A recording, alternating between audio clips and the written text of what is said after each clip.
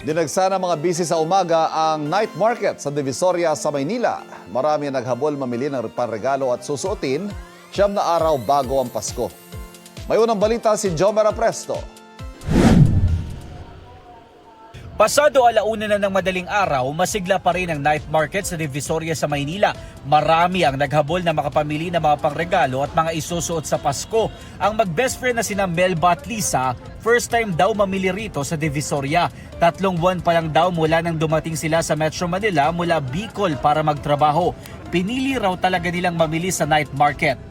Kasi pag umaga, may trabaho na kami. Busy na. Okay naman, nakaka-enjoy naman kasi maraming bumibili. Mga damit po ng mga bata. Sa mga anak ko po, tsaka pamangkin.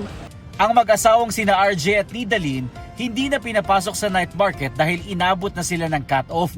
Galing pa raw kasi sila sa trabaho at wala silang oras para mamili. Kasi balak namin na umabol pa para makabili kami ng for Christmas party, gano'n, para sa mga bata, pangregalo. Sana nag-advise sila ng mas maaga para makadalo pa kami. Babalik na lang kami kinabukasan. Dahil marami pa ang mamimili kanina, maraming e-trike driver ang sinamantalang makadagdag ng kita kahit madaling araw na. Ay naman sa gwardiya ng night market, 1:00 ng madaling araw dapat ang cut-off nila at pinatatapos lang ang ibang namimili. Pero posible raw i-extend ng oras habang papalapit ang Pasko. Ito ang unang balita, Jomer Apresto para sa GMA Integrated News.